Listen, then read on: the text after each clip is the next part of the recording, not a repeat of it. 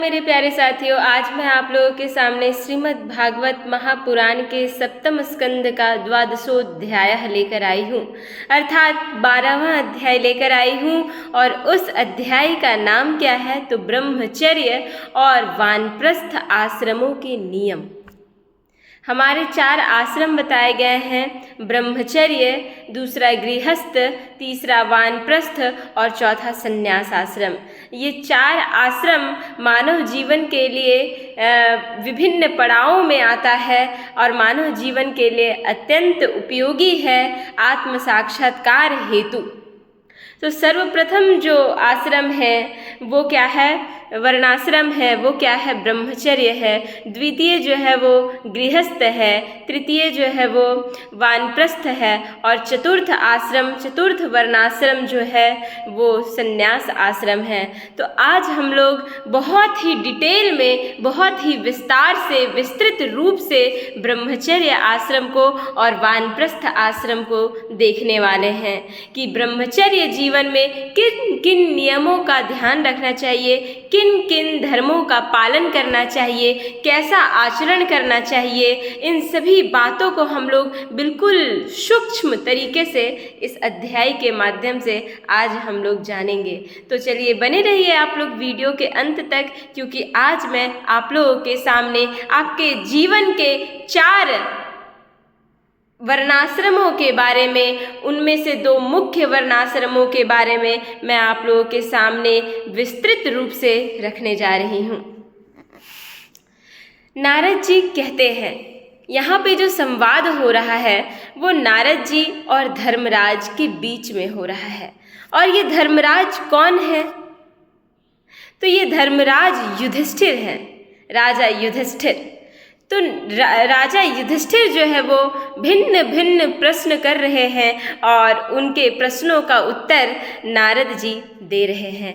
तो नारद जी कहते हैं, धर्मराज, गुरुकुल में निवास करने वाले ब्रह्मचारी अपनी इंद्रियों को वश में रखकर दास के समान अपने को छोटा माने। ये नहीं कि आप गुरुकुल में निवास कर रहे हैं और आप ये समझ रहे हैं कि मैं अंबानी का बेटा हूँ, इसलिए मैं ही सब बच्चों में विद्वान हूँ, मैं ही सब बच्चों में श्रेष्ठ हूँ, धनवान हूँ, गुणवान हूँ। ऐसा चाहे गुरुकुल में निवास करा, चाहे वो अंबानी का बेटा हो, चाहे वो कोई अरबपति खरबपति का बेटा हो, उसको गुरुकुल में वैसा ही व्यवहार करना है जैसे एक दास करता है। गुरुदेव के चरणों में सुदृढ़ अनुराग रखे। जो ब्रह्मचारी बालक हो वो बालक गुरुदेव के चरणों में, गुरुदेव के पादों में सुदृढ़ अनुराग रखे और उनके हित के कार्य करता रहे। जो उनके हित के लिए हो, हितार्थ हेतु कार्य में हमेशा सदैव ब्रह्मचारी बालक संलग्न रहे। सायंकाल और प्रातः काल गुरु, अग्नि, सूर्य और श्रेष्ठ देवताओं की उपासना करे। सुबह और शाम में उसे जो है वो गुरु की उपासना करनी चाहिए, अग्नि की उपासना करनी चाहिए, सूर्य की और श्रेष्ठ देवताओं की उपासना करनी ही चाहिए। और मौन होकर एकाग्रता से गायत्री का जप करता हुआ दोनों समय की संध्या करे। गुरु जी जब बुलावे तभी पूर्णतया अनुशासन में रहकर उनसे वेदों का स्वाध्याय करे। आज के बालक तो कुछ इससे बिल्कुल विपरीत जान पड़ते हैं। अगर उनको कोई गुरु जी बुलाते हैं, हाँ सर, बोलिए सर, क्या कर रहे हैं सर, ऐसा उनका आचरण रहता है। जबकि हमारे शास्त्रों में इन सभी आचरणों का निषेध किया गया है। यहाँ पे बताया जा रहा है कि जब भी गुरु जी बुलावे बालक को तो उसको पूर्ण रूप से अनुशासन में रहकर आना चाहिए उनके सामने, तभी वो जो है वो ग्रंथों का स्वाध्याय कर सकता है। क्योंकि जो अनुशासनहीन बालक रहता है उसमें देखा गया है कि समझने का, सोचने का जो क्षमता होती है वो कम होते जाती है। इसलिए हमारे शास्त्रों में बताया गया है कि अनुशासन युक्त बालकों को वेदों का स्वाध्याय करवाना चाहिए। पाठ के प्रारंभ और अंत में उनके चरणों में सिर टेक कर प्रणाम करें। जब भी गुरुजी पाठ प्रारंभ कर रहे हो उससे पहले आपको उनके चरणों में झुककर प्रणाम करना है, और जब आपका स्वाध्याय समाप्त हो जाए, जब आपका पाठ अध्याय समाप्त हो जाए, तभी जाने वक्त कक्षा जो जहाँ पे चल रही हो वहाँ से जब आप जा रहे हो पाठ समाप्त होने के पश्चात, तब भी आपको गुरु जी के चरणों में माथा टेक कर प्रणाम करना चाहिए। शास्त्र की आज्ञा के अनुसार मेखला, मृगचर्म वस्त्र, जटा, दंड, कमंडलू, यज्ञोपवीत तथा हाथ में कुश धारण करे। जो ब्रह्मचारी बालक हो उसको सदैव इन सभी चीज़ों का ध्यान रखना चाहिए, सदैव इन सभी चीज़ों को धारण करना चाहिए। सायं और प्रातः काल भिक्षा मांग कर लावे, और ब्रह्मचारी बालक का यह कर्तव्य होता है कि वो सुबह और शाम में भिक्षा को मांगे। और भिक्षा मांगने का मतलब ये नहीं कि किसी एक घर से ही प्रत्येक दिन मांग रहा हो, ऐसा नहीं होना चाहिए। मनुस्मृति में मनु भगवान जो है वो स्वयं कहे हैं कि जब भी ब्रह्मचारी बालक भिक्षा मांगे तो वो एक घर से लगातार ना मांगे और बहुत अधिक भी ना मांगे।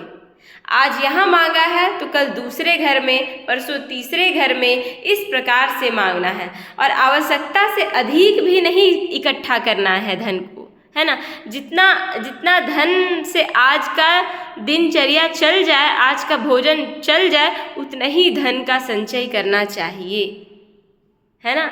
तो इसलिए कहा गया है कि ब्रह्मचारी बालक को सायंकाल और प्रातः काल भिक्षा मांग कर लाना चाहिए और उसे गुरु जी को समर्पित करना चाहिए। ये नहीं कि लाया है जमा करके और अपने पास रख लिया, जब गुरु जी सो जाए तब जाके बनाया और सब पार्टी किया, ऐसा नहीं। वो जो भी धन इकट्ठा करके लाया है वो धन को गुरु जी के चरणों में समर्पित कर देना चाहिए। वे आज्ञा दे तब भोजन करे, और गुरु जी के आज्ञा के अनुसार ही भोजन करना है। और यदि कभी आज्ञा ना दे तो उपवास रहे, और यदि आपको कभी आज्ञा वो नहीं दे भोजन करने के लिए, उस दिन आपको भोजन नहीं करना है, उस दिन आपको उपवास रखना है। ये आप मत समझिएगा कि हमारे गुरु जी भूल गए हैं, नहीं, वो किसी कारणवश से ही वो आज्ञा आपको नहीं दिए, है ना। इसका मतलब आप समझ जाइए कि आपको जो है वो उस दिन उपवास रहना है। अपने शील की रक्षा करें, थोड़ा खाएं, अपने कामों को निपुणता के साथ करें। जो भी आप कर्म कर रहे हो, चाहे वो स्वाध्याय हो, चाहे वो बात विचार हो, चाहे फिर आप शयन कर रहे हो या जो कुछ भी खेल रहे हो, कूद रहे हो, वो बिल्कुल निपुणता के साथ करें और श्रद्धा रखें और इंद्रियों को अपने वश में रखें। हमारी 5 ज्ञान इंद्रियां हैं, 5 कर्म इंद्रियां हैं और एक मन जो उभय इंद्रिय में गणना होती है। ये 11 इंद्रियां हैं, जिनमें से 5 ज्ञान इंद्रियां जो है उनको अपने वश में रखने के लिए कहा गया है। जैसे हमारा नेत्र की इच्छा क्या क्या होती है कि हमेशा चलचित्र को देखे या फिर हमेशा सुंदरियों को देखते रहे या हमेशा अच्छे अच्छे वस्त्रों को देखते रहे, यही इच्छा होती है हमारी नेत्रों को। तो इन सभी को जो देखने की इच्छा होती है इसको कम करना है, इन सभी चीज़ों में हमें ध्यान कम देना है। अच्छा, जिह्वा का क्या है, तो हमेशा सुस्वादु भोजन ग्रहण करे, यही जिह्वा चाहता है। लेकिन हमको इन सभी चीज़ों को जो है वो दूर रखना है, जो मिल जाए पेट भर जाए बस उतना ही में आपको जो है वो संतुष्ट रहना है। तो इंद्रियों को यहाँ पे वश में करने के लिए कहा गया है। और स्त्री और स्त्रियों के वश में रहने वालों के साथ जितनी आवश्यकता हो उतना ही व्यवहार करें, नहीं तो ज़रूरत से ज़्यादा आप स्त्रियों के साथ नहीं रहें। उसे स्त्रियों की चर्चा से ही अलग रहना चाहिए, और अगर हो सके तो आप स्त्रियों की चर्चा जहाँ हो रही हो वहाँ से आप अलग हो जाए, वहाँ से आप हट जाएं, इसी में आपका कल्याण है। इंद्रियां बड़ी बलवान है, क्योंकि इंद्रियां जो है वो बड़ी बलवान है। हो सकता है आप कभी भी स्त्रियों के चंगुल में फंस जाइएगा। इसलिए स्त्रियों से संबंधित कहीं भी चर्चा हो रही हो तो उस जगह से आप धीरे से साइड हो जाइए। ये प्रयत्न पूर्वक साधन करने वालों के मन को भी क्षुब्ध करके खींच लेती है। कौन? स्त्रियां। युवक, ब्रह्मचारी युवती गुरु पत्नियों से बाल सुलझवाना, शरीर मलवाना, स्नान करवाना, उबटन लगवाना इत्यादि कार्य न करावे। स्त्रियां आग के समान है और पुरुष घी के घड़े के समान। एकांत में तो अपनी कन्या के साथ भी न रहना चाहिए। यहाँ पे बताया गया है कि जब पिता और पुत्री एक साथ हो तो वहाँ पे पुत्री को जो है वो कभी भी एकांत में पिता के साथ भी नहीं रहने के लिए बताया गया है। जब वह एकांत में न हो तब भी आवश्यकता के अनुसार ही उसके पास रहना चाहिए। और अगर पुत्री एकांत में नहीं भी हो तो जब बहुत अधिक आवश्यकता पड़े तभी पुत्री अपने पिता के पास जाए। ऐसा जो है वो शास्त्र में कहा गया है ऐसा। जब तक यह जीव आत्म साक्षात्कार के द्वारा इन देह और इंद्रियों को प्रतीति मात्र निश्चय करके स्वतंत्र नहीं हो जाता, तब तक मैं पुरुष हूँ और यह स्त्री है, यह द्वैत नहीं मिटता। और तब तक यह भी निश्चित है कि ऐसे पुरुष यदि स्त्री के संसर्ग में रहेंगे तो उनकी उनमें भोग्य बुद्धि हो ही जाएगी। ये सब शील, रक्षा आदि गुण गृहस्थ के लिए और सन्यासी के लिए भी विहित है। ये सब जो नियम आपको बता रही हूँ मैं, वो एक शील, रक्षा आदि गुण गृहस्थ के लिए भी है और सन्यासी के लिए भी ये कर्म, ये विधि विधान विहित है। गृहस्थ के लिए गुरुकुल में रहकर गुरु की सेवा शुश्रूषा वैकल्पिक है। जो मनुष्य गृहस्थ को धारण कर चुका है वैसे मनुष्यों के लिए भी बताया गया है कि गुरुकुल में रहकर वो गुरु जी का सेवा शुश्रूषा करे। ये वैकल्पिक है ना। आप कर भी सकते हैं और नहीं भी कर सकते हैं, क्योंकि ऋतु गमन के कारण उसे वहां से अलग भी होना पड़ता है। समझ रहे हैं ना। चलिए, जो ब्रह्मचर्य का व्रत धारण करें उन्हें चाहिए कि वे सुरमा या तेल न लगावे, उबटन न मले, स्त्रियों के चित्र न बनावे, मांस और मद्य से कोई संबंध न रखें, फूलों के हार, इत्र, फूलेल, चंदन और आभूषणों का त्याग कर दे। जो ब्रह्मचर्य व्रत का धारण करना चाहते हैं उन्हें इन सभी चीज़ों को त्यागना ही चाहिए। इस प्रकार गुरुकुल में निवास करके द्विजाति को अपनी शक्ति और आवश्यकता के अनुसार वेद, उनके अंग, वेद तो 4 है और साथ ही उनके 6 अंग, शिक्षा, कल्प आदि और उपनिषदों का अध्ययन तथा ज्ञान प्राप्त करना चाहिए। फिर यदि सामर्थ्य हो तो गुरु को मुँह मांगी दक्षिणा देनी चाहिए। ऐसा बताया जाता है कि अध्ययन पूरी हो जाने के बाद अगर आप गुरु जी को दक्षिणा नहीं दिए हो तो आपकी विद्या जो है वो पूर्ण नहीं होती है। इसलिए गुरु दक्षिणा अत्यंत महत्वपूर्ण है। आप अध्ययन उनसे कर रहे हैं तो उनसे उनकी मुँह मांगी या मनचाही वस्तु या फिर धन इत्यादि आप उनको जरूर दें। जितनी आप में सामर्थ्य हो, जितनी आपकी शक्ति हो, उस हिसाब से उनको देना चाहिए। उन्हें प्रसन्न करना ही चाहिए। इसके बाद उनकी आज्ञा से गृहस्थ, और जब विद्या पूर्ण हो जाए तब गुरु जी की आज्ञा के उपरांत ही गृहस्थ वानप्रस्थ अथवा संन्यास आश्रम में प्रवेश करे।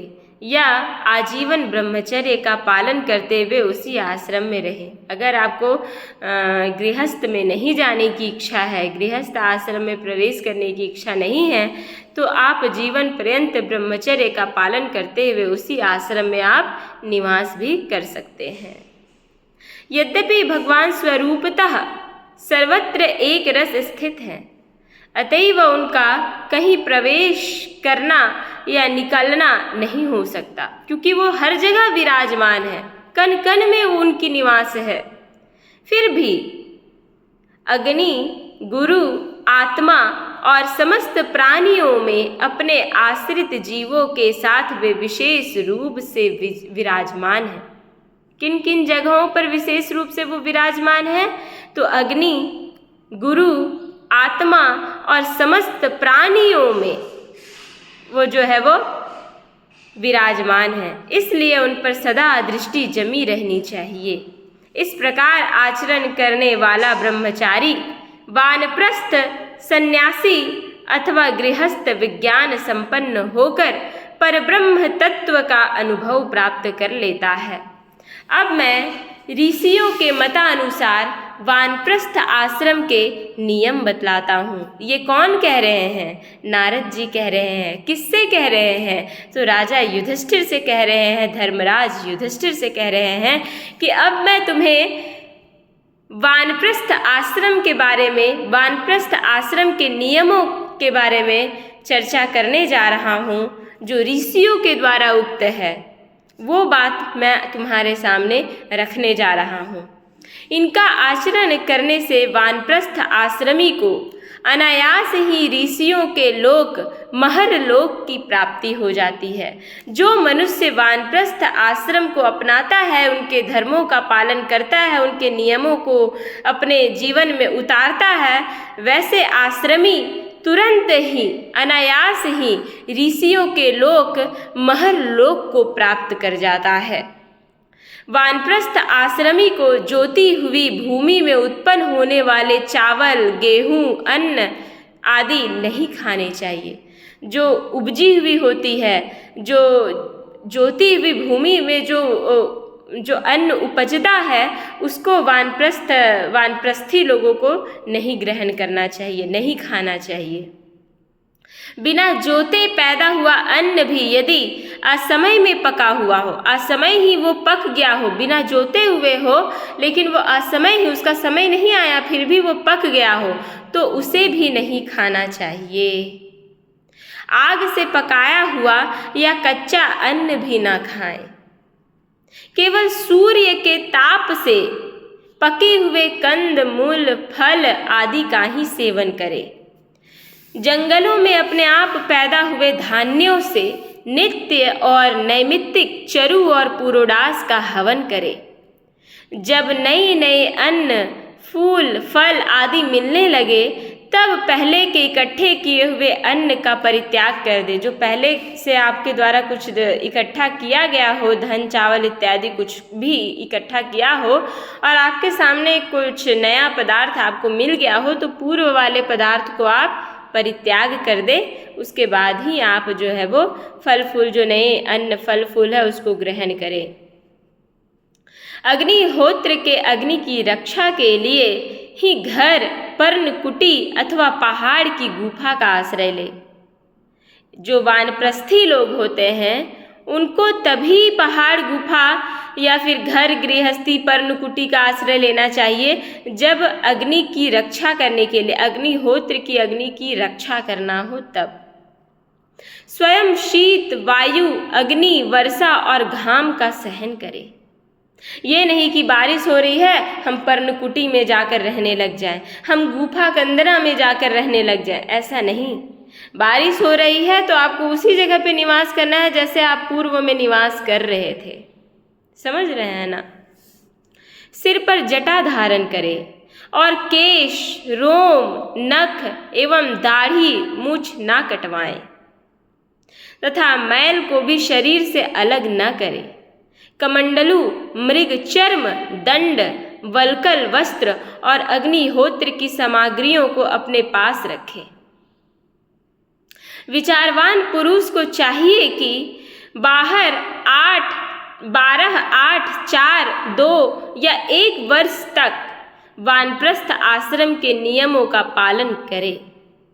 ध्यान रहे कि कहीं अधिक तपस्या का क्लेश सहन करने से बुद्धि बिगड़ ना जाए। कभी कभी ऐसा भी होता है कि आप अत्यधिक क्लेश को सह रहे हैं, अत्यधिक तपस्या के क्लेश को सहे जा रहे हैं, जिससे बुद्धि जो है वो बिगड़ जाती है। ऐसा ना हो, इस चीज़ का आपको ध्यान भी रखना है।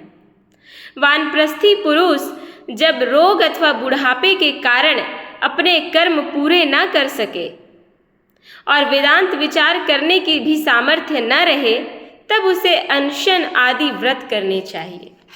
मान लीजिए जो वानप्रस्थी पुरुष है वो रोग या फिर बुढ़ापे के कारण अपने वानप्रस्थ नियमों का आचरण पालन नहीं कर पाया, तो उसको उस अवस्था में क्या करना चाहिए?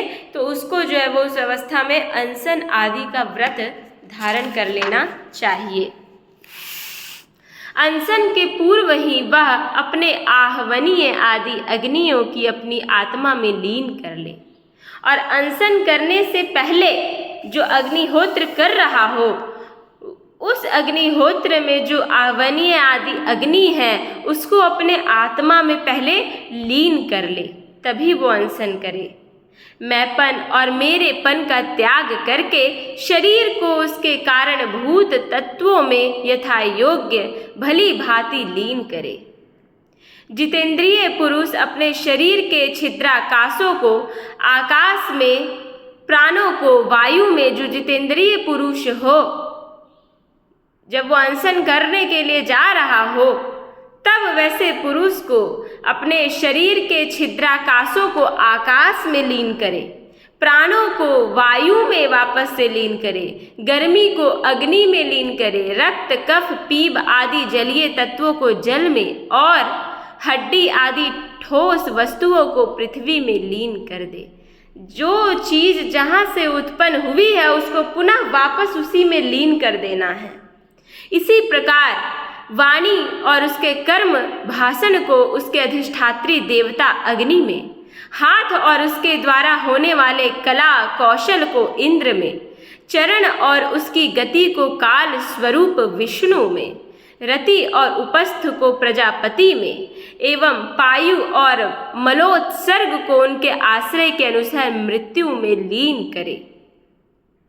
श्रोत्र और उसके द्वारा सुने जाने वाले शब्द को दिशाओं में, स्पर्श और त्वचा को वायु में, नेत्र सहित रूप को ज्योति में लीन करे, मधुर आदि रस के सहित रसनेन्द्रिय को जल में, और युधिष्ठिर घ्राणेन्द्रिय एवं उसके द्वारा सूंघे जाने वाले गंध को पृथ्वी में लीन कर दे। मनोरथों के साथ मन को चंद्रमा में, समझ में आने वाले पदार्थों के सहित बुद्धि को ब्रह्मा में, तथा अहंता और ममता रूप क्रिया करने वाले अहंकार को उसके कर्मों के साथ रुद्र में लीन कर दे। इसी प्रकार चेतना सहित चित्त को क्षेत्रज्ञ अर्थात जीव में, और गुणों के कारण विकारी से प्रतीत होने वाले जीव को परब्रह्म में लीन कर दे।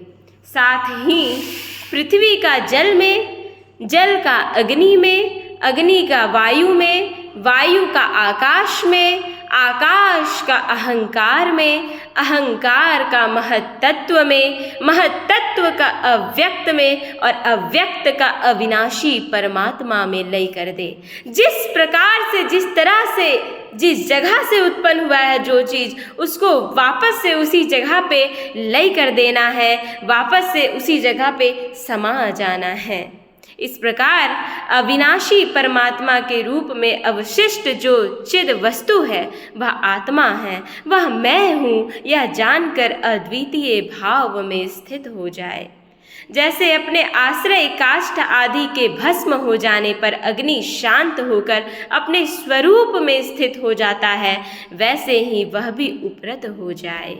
इस प्रकार से मनुष्यों को हमेशा प्रयास करते रहना चाहिए। और ये जो अंतिम का जो मैंने आपसे कहा, ये वानप्रस्थियों के लिए विशेष नियम बतलाए गए थे जो मैंने आपके सामने रखा, और इस अध्याय का ये अंतिम पंक्ति था जो मैंने रखा आपके सामने। आप लोग इसको बार बार सुने, क्योंकि ये आपके जीवन में इन सभी पंक्तियों का एक अहम भूमिका है। आप लोग इसकी महत्व को समझें और अपने जीवन में उतारें, अपने परिवार को, अपने कुटुंबियों को बतावें, अपने जन परिजनों को बतावें, अपने समाज को बतावें और इसका प्रचार प्रसार करें। मैं अधिक और नहीं कहूँगी। नमो नमः।